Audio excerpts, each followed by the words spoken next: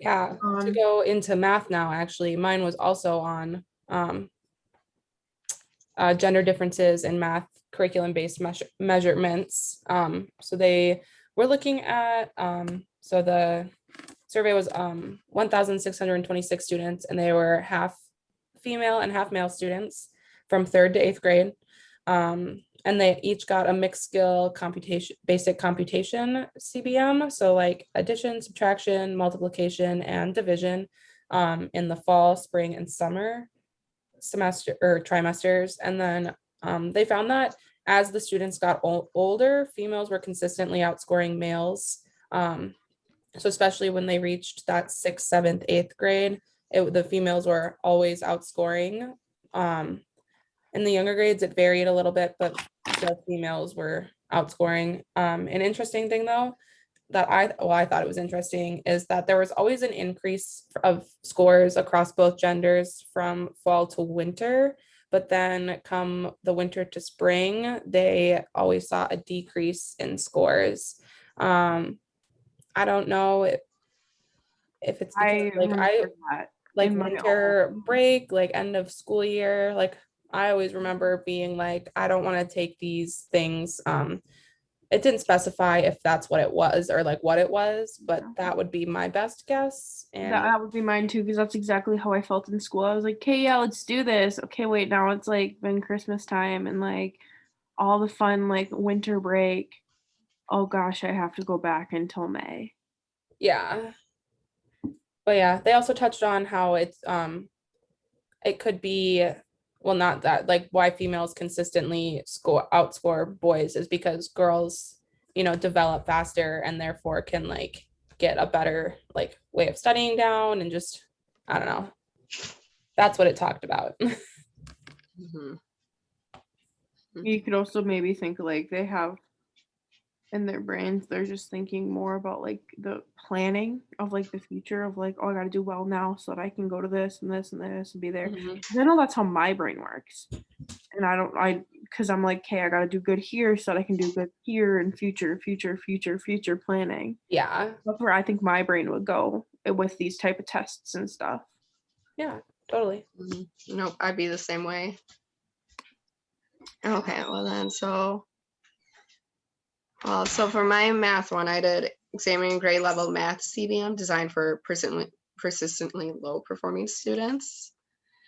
And it really talked a lot about how RTI was huge with it. And it worked really like hand in hand with testing. Like obviously you're dealing with low performing students, you're already using different levels of RTI. But it also, so what was it? Yeah, and they talk, sorry guys, I'm like trying not to sneeze right now.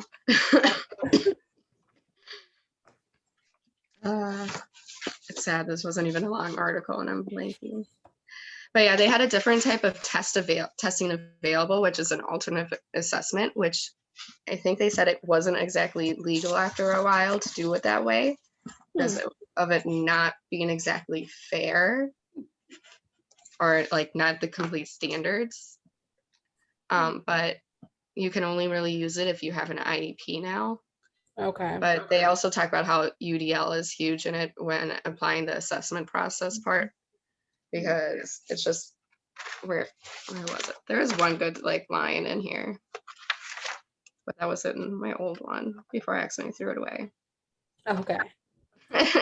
I think it's interesting that like they can't use a certain type of like assessment because of the adaptations. I guess I'd be interested to know if they find that there's other things they can implement first that are more effective without giving them that.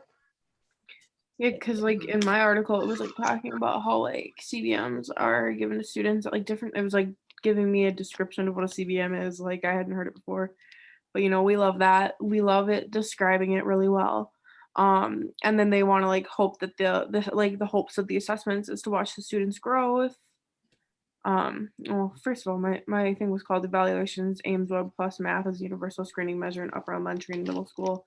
But they talked about this recent revision that had been put in place, and it like goes into comparison of aligning the Common Core standards to the CBMs for math, and it was just to develop and the entire study that they did was just to develop a stronger relationship between like the university that they were at doing this research and the district staff so that they could like be able to connect better and like correspond with what they needed for like the scores and different kinds of norms for their students and stuff.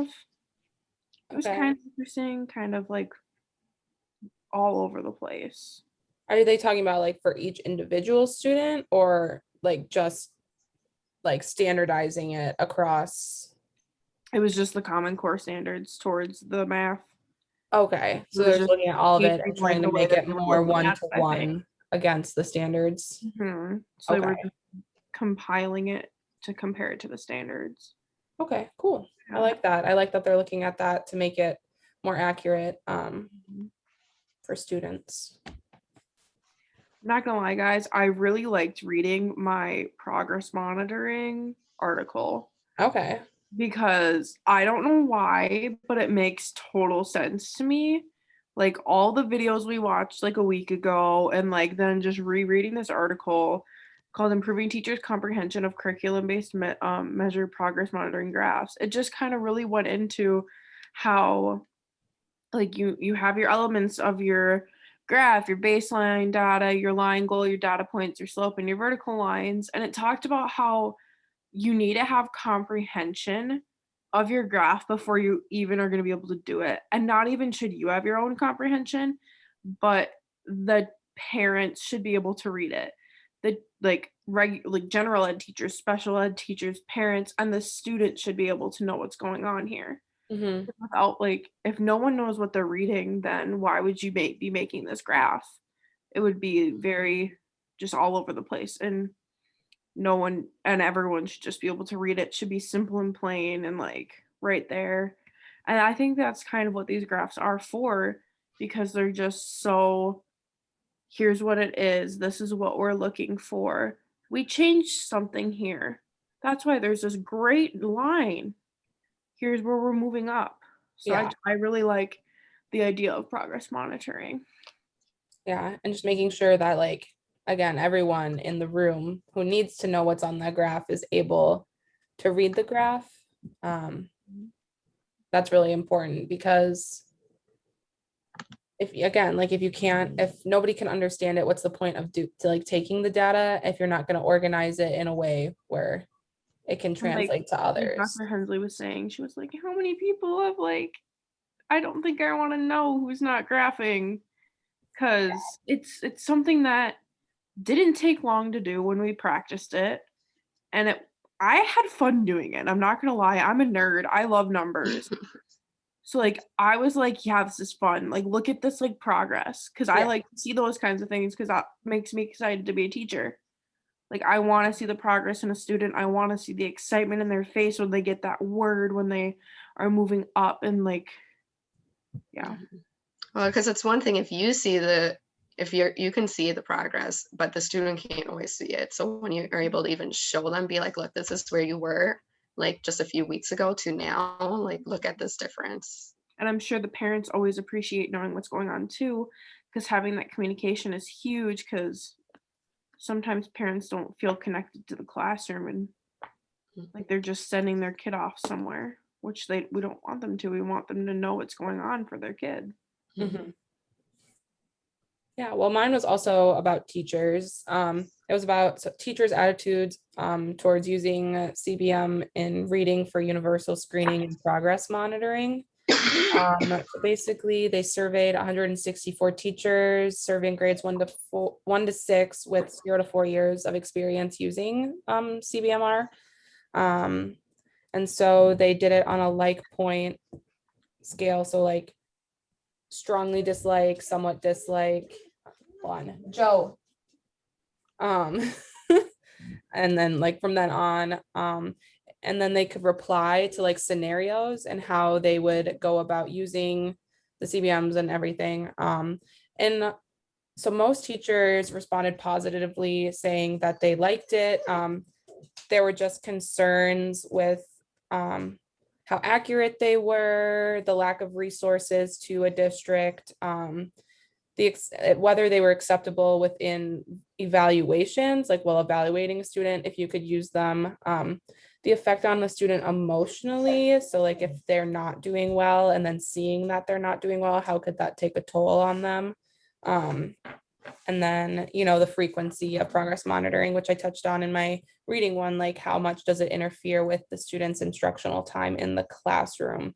But I think what it's saying is that with more data and resources proving that it works and everything, teachers would be accepting of it. Mhm. I think that goes for most things in the classroom. I would agree with that. Yeah. As long as there is that data to back it up, you can't really dispute it. Mm-hmm. There's Mhm. always, there's like stuff that's helping it. Like you're gonna see that progress and your students continually grow. Yeah. You Mhm. might as well do it because it's gonna help you in the long run. That's kind of yours is kind of a good one going to mine. Mine was the examination of the variability as a function of passage variance and CBM progress monitoring. So they took like over 11-week thing. They got tested twice weekly with 99 kids from grade 2 to 5. And they get tested twice weekly with 2 different types of tests. One was uncontrolled and one was controlled. And it eventually showed that when you have a more controlled CBM progress monitoring thing, there's a lot less variability where things might be skewed and you get more of the results that you're actually looking for. So it narrows down the chances of something going wrong or wrong measurements and graphing everything wrong. So Sorry, my dog is freaking out. So if he's loud, I'm sorry. you're Yes, good. I feel lucky all 3 of mine are sleeping right now. Good. I think that comes with a lot of concerns that I've seen around CBM is with how are teachers doing it? Are they following exactly the same thing every time, or are they not? And how can that affect a student? So I think that's I like that they're looking at that, like the consistent versus inconsistent part of giving a measure. Giving their full effort, or if they're just going through the motions. Mm-hmm. And knowing how the student is actually doing, and if they're giving their best try at what's going on, or if they're just oh, I don't care about this, I'm just gonna do whatever, say whatever, whatever. And that's where the controlled is the controlled difficulty. So the difficulty is more based off of what their level is. So it's just enough where you're going to want to see what you want to see, but it's not kids could be above their grading level, but if you're giving them just a random graded passage for their grade, but they're a 3rd grade student reading at a 5th grade level, you're going to see them just ace it. You're not going to see any progress. But if you have it too more specific and controlled on what they specifically are reading at, you're going to see the progress you want. It's not going to be just all high grades or low. Yeah. Me too, Joe.